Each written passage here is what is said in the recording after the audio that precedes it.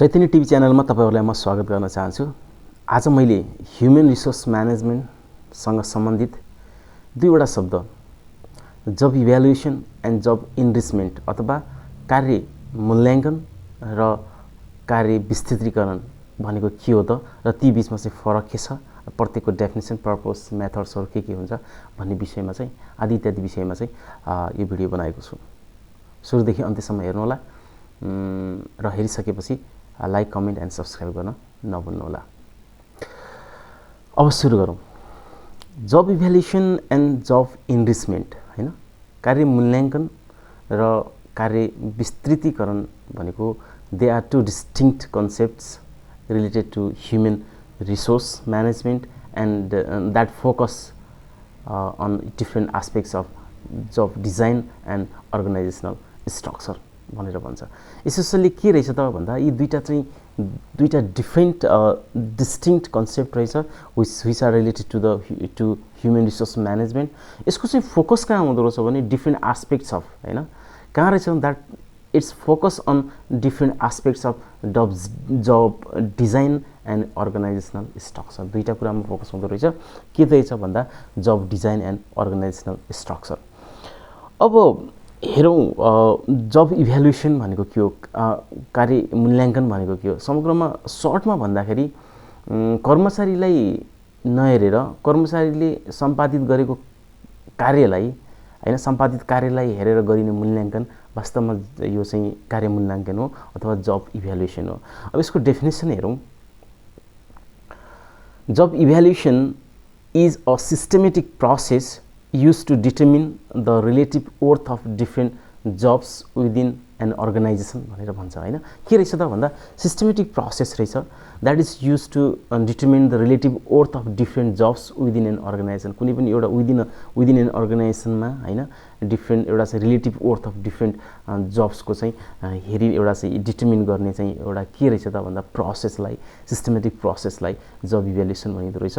It involves एउटा चाहिँ assessing and comparing the value of one job in relation to others in terms of factors like skill requirements and responsibilities and working कन्डिसनलाई हेरेर के working condition के छ, responsibilities के छ, त्यस्तै गरेर स्किल रिक्वायरमेन्ट के रिक्वायरमेन्ट चाहिँदो रहेछ भन्ने यी यावत कुराहरूलाई चाहिँ हेरेर त्यसको in terms of this factors हैन यसले चाहिँ के गर्दो रहेछ त भन्दा एसेस गर्ने, कम्पेयर गर्ने गर्दो रहेछ। जस्तो दुईटै कुनै कर्मचारीहरू एउटा कार्यालयमा धेरै कर्मचारी हुन्छन्, ती कर्मचारीहरूमा विभिन्न किसिमका कामहरू हुन सक्छन् हैन, विभिन्न किसिमका कर्मचारी हुन सक्छन् हैन।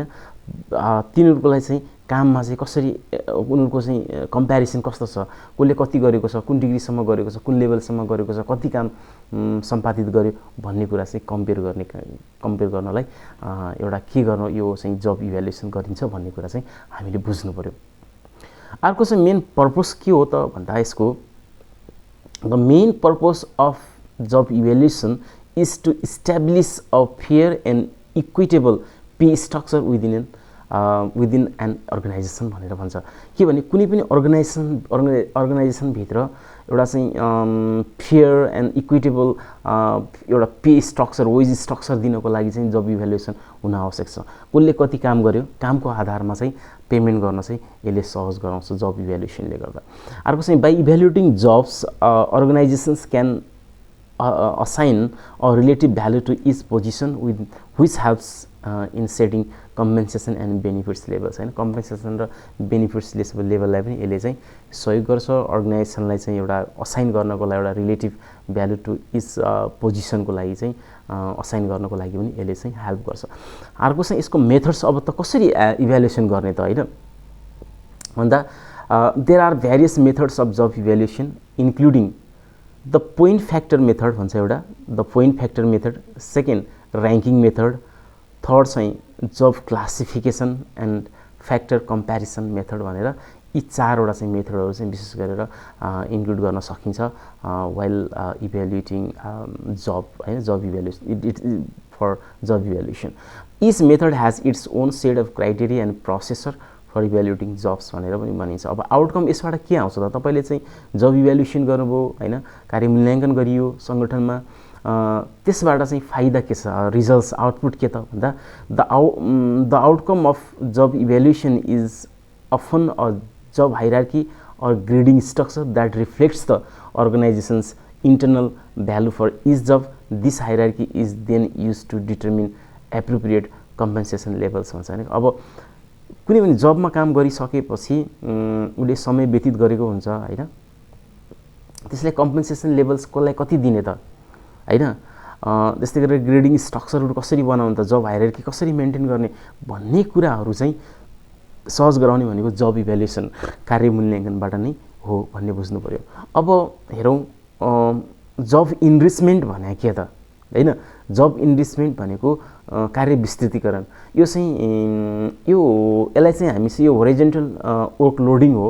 अनि हामीले एउटा कुरा के बुझ्छौँ भने एउटै तहका काममा गर्नुपर्ने काम हैन, एउटा माथिल्लो तहको दिँदैन कि एउटै तहले गर्नुपर्ने काम चाहिँ कुनै पनि तहले त्यो लेभल होरिजोन्टल लेभलमा गर्नुपर्ने कामहरू चाहिँ अरूलाई थप दिइने, कुनै गरिरहेको काम छँदैछ यथावत छँदैछ त्यसमा थप काम दिएर उसको वर्कलोड बढाउने काम चाहिँ के हो त, जब इन्रिचमेन्ट। वर्कलोड बढाउने यस नेगेटिभ सेन्समा मात्रै नबुझौँ, वर्कलोड बढाउँदा अन्य कामहरू दिँदा उसले चाहिँ नयाँ नयाँ काम दिँदा चाहिँ उसले चाहिँ विभिन्न किसिमको च्यालेन्जेसहरू फेस गर्छ, त्यसको सोल्युसन निकाल्न आफूले चाहिँ एउटा कपेबिलिटी बिल्डअप गर्छ र बिल्डअप गर्दा चाहिँ कुनै पनि कामहरू थप बिल्डअप त हुन्छ सँगसँगै र कुनै पनि कामहरू थप गर्दा चाहिँ उसमा चाहिँ त्यो कर्मचारीमा चाहिँ मोटिभेसन पनि पलाउन सक्छ भन्ने चाहिँ मान्यता चाहिँ यस जब इन्रिचमेन्टमा राखिन्छ।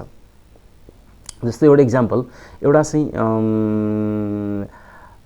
भनौँ न एउटा चाहिँ कम्प्युटर अपरेटर छ, उसलाई दर्ता चलानीको काम पनि दियो भने उसले चाहिँ दर्ता चलानीको काम पनि उसले चाहिँ के गर्न सक्यो त, त्यो काम थप काम गर्न सक्यो हैन भन्ने बुझ्नु पर्यो। त्यसलाई भन्छ जब इन्रिचमेन्ट हैन। अब यसको चाहिँ च्यालेन्ज सँगसँगै एउटा के पनि बुझ्नु पर्यो भने योसँग सँगसँगै काम दिइसकेपछि हामीले चाहिँ थप पेमेन्ट पनि गर्नुपर्ने हुनसक्छ हैन, इन्सेन्टिभ पनि दिन सक्नुपर्ने हुन्छ। यो कर्मचारीको अभावमा त गरिन्छ नै हैन, सँगसँगै मोटिभेसनको लागि पनि यस्तो कुराहरू चाहिँ गरिन्छ। र जब इन्रिचमेन्टलाई हेरौँ, यसको डेफिनेसन चाहिँ समग्रमा यसको डेफिनेसन भनेको गरिरहेको मौजत कामको अलावा उसलाई थप काम दिइन्छ भने त्यसलाई चाहिँ यसको कामको दायरा बढाइन्छ, दिएर कामको दायरा बढाइन्छ भने त्यसलाई चाहिँ जब इन्रिचमेन्ट भनिन्छ भन्ने बुझ्नु पर्यो। र यसले चाहिँ इङ्ग्लिसमा हेरौँ, job enrichment is a strategy, एउटा स्ट्र्याटेजी रहेछ।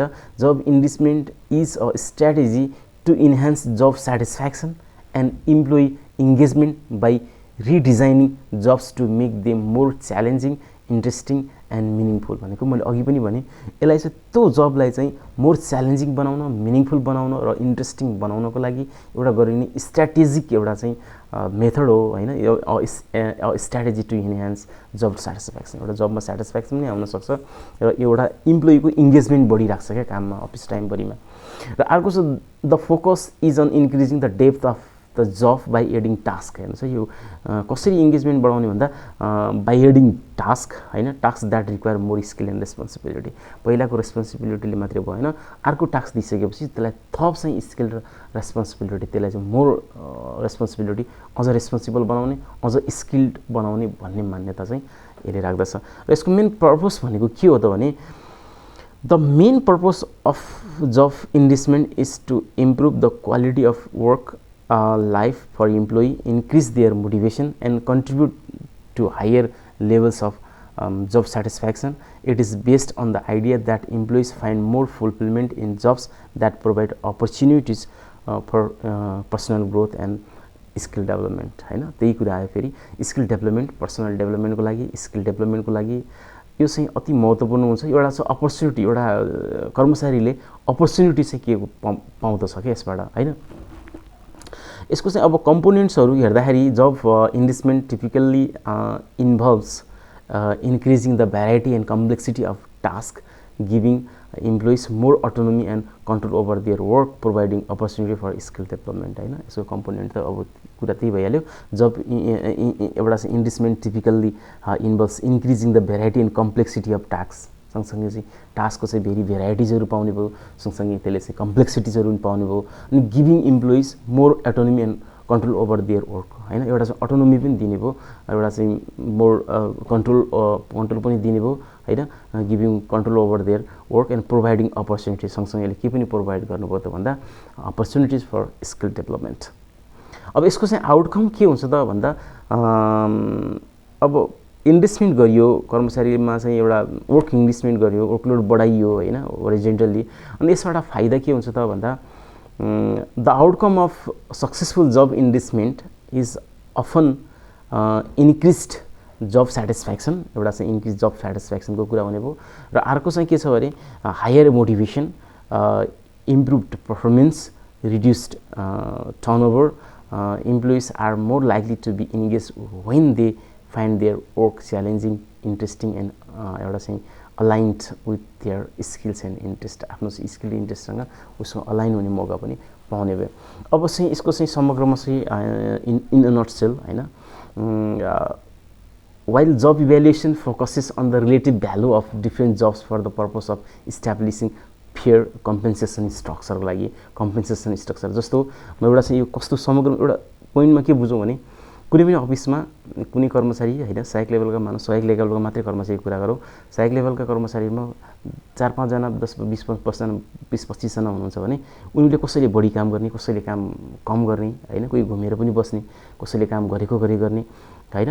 त्यस्तो भयो भने के छ भने उनले पाउने स्यालेरी, उनले पाउने चाहिँ कम्पेन्सेसन त एउटै राखेर त हुँदैन नि त। हो त्यसको इभ्यालुएसनको आधारमा उनले कम्पेन्सेसन स्ट्रक्चर बनाउनलाई चाहिँ वर्क इभ्यालुएसन एकदम यो अब्जेक्टिभली हुनु पर्यो क्या, वस्तुनिष्ठ तरिकाले चाहिँ हुन आवश्यक छ। किन भन्दा अब यसले चाहिँ के छ भने फेयर एउटा न्यायिक तरिकाले कम्पेन्सेसन स्ट्रक्चर बनाउन चाहिँ सहज हुन्छ, ताकि काम गर्ने मान्छेलाई अझ मोटिभेट होस् होइन। Job investment is about redesigning jobs to make them more fulfilling and satisfying for employees by increasing the depth and meaningfulness of the work। त्यो वर्कलाई चाहिँ अझ त्यसलाई रिडिजाइन गर्न होइन, त्यसको लागि चाहिँ जब्सलाई to make employee more satisfied क्या, more fulfilling and satisfying for employees by increasing the depth and meaningfulness of work भनेर बुझ्न सक्यो। अब समग्रमा यसलाई चाहिँ बुझ्दाखेरि वर्क इभ्यालुएसन भनेको कुनै पनि सम्पादित कर्मचारीको सम्पादित कामलाई गरिने मूल्याङ्कन चाहिँ होइन, त्यसलाई चाहिँ यो चाहिँ भनौँ न कार्य मूल्याङ्कन भनिन्छ होइन। यसले चाहिँ सँगसँगै यसले के पनि फाइदा हुने भयो भन्दाखेरि एउटा चाहिँ प्रत्येक कार्यको महत्त्व र प्राथमिकता निर्धारण गर्न सहयोग गर्छ, त्यस्तै गरेर काम अनुसारको तलब निर्धारण गर्न होइन, योग्य व्यक्तिलाई ठिक जिम्मेवारी दिन चाहिँ यसको चाहिँ अति नै महत्त्वपूर्ण भूमिका खेल्ने गर्छ।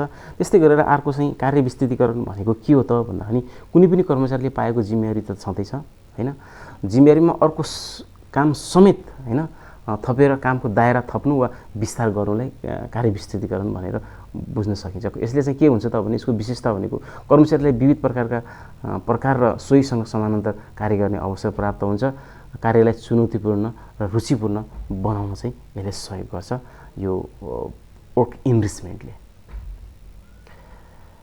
हस् त धन्यवाद होइन, अन्तिमसम्म मेरो भिडियो हेरिदिनु भयो। जाँदा हजुरहरूले चाहिँ सब्सक्राइब गर्न, लाइक कमेन्ट गर्न चाहिँ नभुल्नु होला।